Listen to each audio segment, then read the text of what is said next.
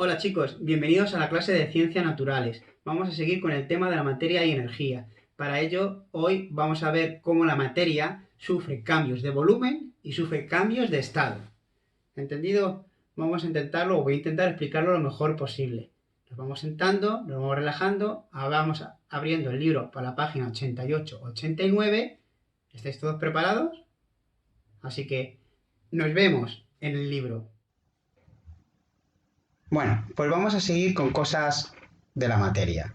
Vamos a explicar hoy los cambios del volumen, ¿vale? La materia cambia su volumen dependiendo de la temperatura. Y alguno me va a decir, profe, los sólidos y los líquidos dijiste que una característica principal es que no cambia el volumen. Bueno, no cambia el volumen a una temperatura. Es decir, si yo tengo un vaso, si no cambia la temperatura, sigue siendo el mismo vaso. Pero hay veces que cuando cambia la temperatura, como vamos a ver, la materia cambia el volumen. En los sólidos suele ser muy poco, en los líquidos es más apreciable y en el gas es mucho más apreciable. Pero vais a ver ahora algunas cosas muy curiosas. Dice, la materia puede experimentar un aumento de volumen al aumentar su temperatura.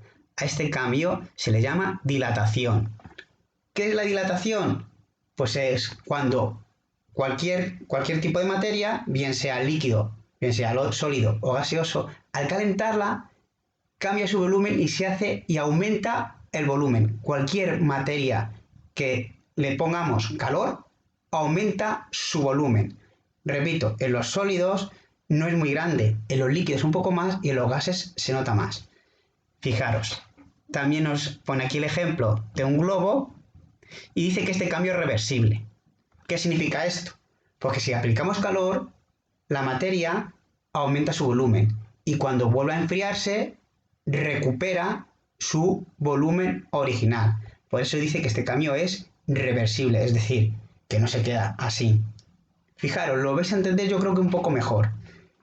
La dilatación es tan importante que los arquitectos, cuando diseñan estructuras, edificios o por ejemplo puentes, si os fijáis, dejan huequecitos y no dejan todo siempre pegado.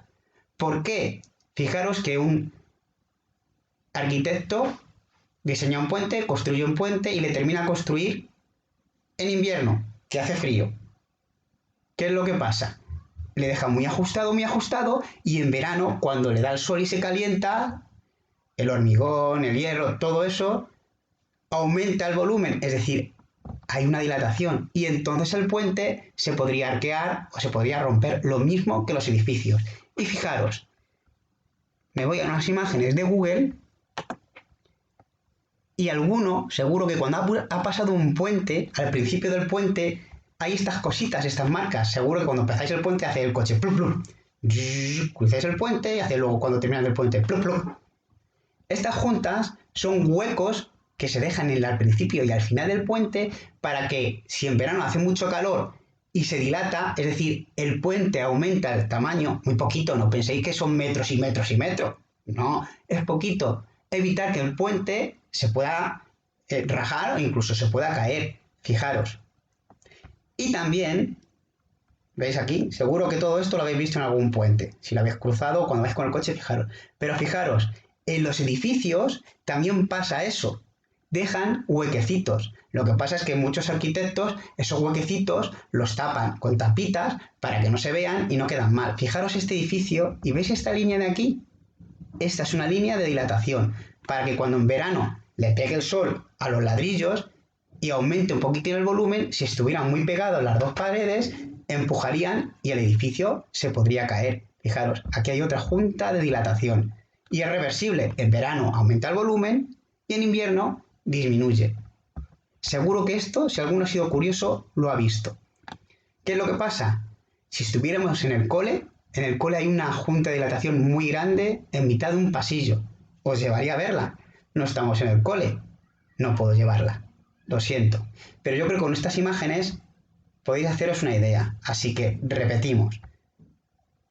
Nos vamos al libro y cuando cualquier materia se calienta, se produce una dilatación, es decir, aumenta su volumen. Y es reversible porque cuando se enfría vuelve a su volumen original. Algunos materiales tienen mucha dilatación y se nota mucho, y otros materiales tienen muy poca dilatación. ¿Vale? No sé si lo habréis entendido, pero el año que viene, si lo vuelvo a dar, os prometo que os llevo a la junta de dilatación del colegio. Un saludo, chicos. Bueno, estamos aquí en la siguiente página del libro y vamos a ver que también la temperatura hace que cambie la materia de estado. Según el calor o el frío, la materia pasa de líquido a gas, de gas a líquido, de sólido a líquido, de líquido a sólido. Y esto lo hace gracias a las temperaturas, a las diferentes temperaturas.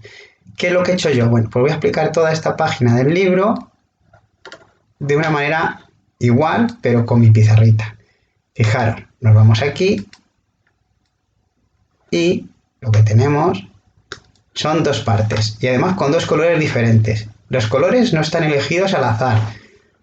¿Por qué? Porque he puesto el rojo para el calor, como los aires acondicionados y las calefacciones. El rojo, calor, el azul, frío. Vamos a ver los cambios de estado. Con el calor, rojo, recordad, hay dos. Uno es muy fácil, es la fusión, que viene de fundir. ¿Qué pasa cuando algo se funde? Pues que se pasa de sólido al líquido. Cada materia va a tener su fusión. Fijaros. Pongo. Por esto decimos que se funde el hielo. El hielo pasa de sólido a líquido cuando se calienta. Y se calienta a temperatura ambiente prácticamente, ¿verdad que sí? Otros ejemplos, pues fijaros, un ejemplo muy importante de la fusión son los metales. ¿Cómo hacemos las diferentes formas de los metales? Calentándolos.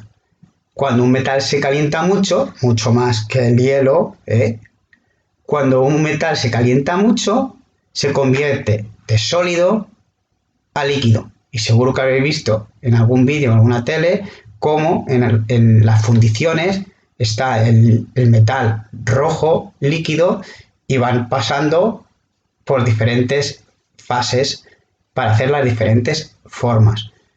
Yo creo que esto es fácil, porque esta palabra yo creo que todo el mundo la conocía. Fusión, de fundir. Recordad, fundir, cuando se funde el hielo es porque pasa de sólido a líquido. Y la siguiente es vaporización. También con el calor, ¿verdad? Todo esto es rojo. ¿Y qué es? El paso de líquido a gas. El ejemplo más sencillo es que el agua líquida que hay en la tierra, en los mares, en los charcos, en los océanos, en los ríos, en los lagos, en las lagunas, cuando se calienta con el sol, se convierte en gas y se forman las nubes. ¿Veis? Todo esto es con calor, por eso está en rojo. Pero el cambio de la materia también se hace cuando se enfría y también está relacionado con esto. Fijaros, tenemos solidificación, es el paso de líquido a sólido. Fijaros, el agua con el frío, que está en azul, ¿verdad? Esto es frío, ya no es calor. Se convierte en hielo, se convierte en sólido. ¿Os acordáis del ejemplo anterior que hemos puesto que cuando el metal se funde se convierte en líquido? Pues cuando el metal se enfría, se coge la forma que queremos. Por ejemplo, ¿cómo se hicieron las patas de vuestras sillas y vuestras mesas del colegio, que son de hierro? Se cogieron los bloques de hierro, se calentaron y se fundieron. Fusión, paso de sólido a líquido. Se metieron en unos moldes líquido, estaba el hierro líquido, y en esos moldes, cuando se enfrió, se endureció. Es decir, pasó de líquido a sólido. Por lo tanto, es solidificación. ¿Lo habéis entendido? Tenemos el ejemplo del hielo y el ejemplo de los metales. Y por último, quizás esta palabra sea un poco más nueva, porque las demás son más fáciles. Se llama condensación, que es el paso de gas a líquido. ¿Y dónde vemos esto? Pues aquí lo explico. Fijaros, cuando nosotros nos duchamos con agua caliente, hay una parte de ese agua que se convierte en vapor de agua. Y cuando asciende y choca con las paredes del baño, con la mampara o con el cristal o el espejo del baño que está más frío, pasa de gas a líquido. Por eso se quedan las gotitas por todo el espejo. No es que hayáis salpicado con la ducha el espejo, sino que era gas, ha estado expandiéndose por la habitación y cuando ha chocado con el espejo se ha convertido en gotitas o en el vapor. El vapor ese que luego salís de la ducha y hacéis así y se queda el agüilla en las manos.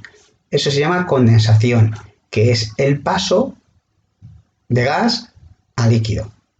Todo esto se hace por enfriamiento. Por eso está de color azul.